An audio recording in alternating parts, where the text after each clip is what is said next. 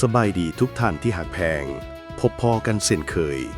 มื้อนี้ KPN Media Lounge จะยกให้เห็นถึงความสำคัญของลาวเฮาในเวทีสากล 70 ปีแห่งการพัวพันอันนักแน่นสปป.ลาวและองค์การสหประชาชาติสปส.การเดินทาง7 ทศวรรษแห่งมิตรภาพและการร่วมมือเพื่อการพัฒนาในวันที่ 14 ธันวาคม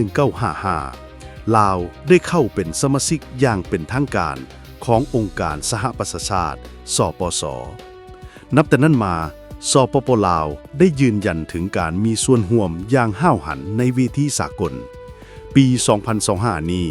ถือเป็นโอกาสสำคัญที่สปป.ลาวเฉลิมฉลองครบรอบ 70 ปี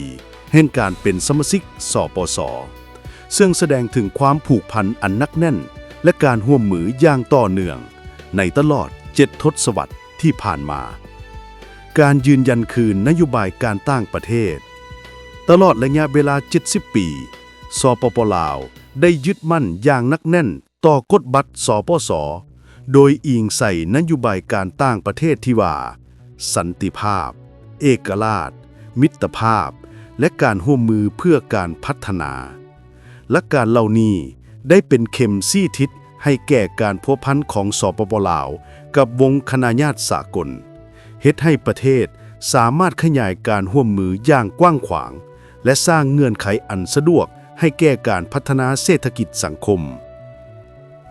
บทบาทของสปป.ลาวในเวทีสากลสปป.ลาวได้ประกอบส่วนอย่างห้าวหันในหลายคงเขตของสปส.รวมทั้งการปกปักรักษาสันติภาพและความมั่นคงสนับสนุนความพยายามของสปส.ในการป้องกันบ่ให้เกิดการแข่งขันด้านอาวุธและความขัดแย้งการร่วมมือเพื่อการพัฒนาเฮ็ดเวียกร่วมกับสปส.เพื่อแก้ไขปัญหาเศรษฐกิจสังคมวัฒนธรรมสิ่งแวดล้อมและเวียกงานมนุษยธรรม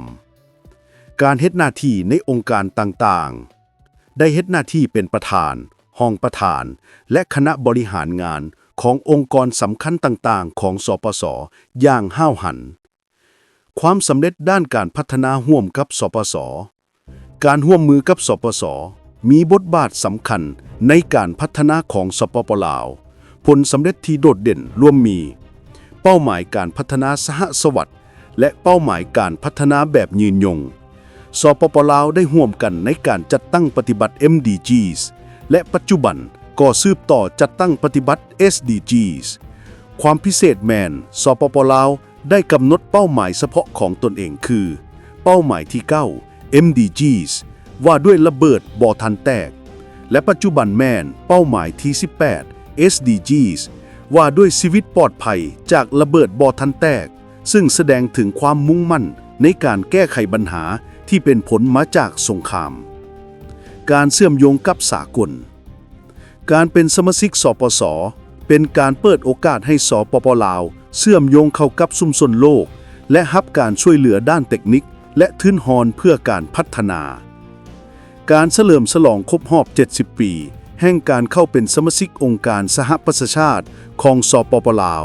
แม้นการยั่งยืนถึงความเป็นคู่ร่วมมือที่เข้มแข็งและมั่นคงสปป.ลาวยังสืบต่อมุ่งมั่นในการเฮ็ดเวียกร่วมกับสปส.และบรรดาประเทศสมาชิกอื่นๆเพื่อส่งเสริมสันติภาพความยุติธรรมและการพัฒนาแบบยืนยงให้แก่ประชาชนลาวบรรดาเผ่าและโลกทั้งหมด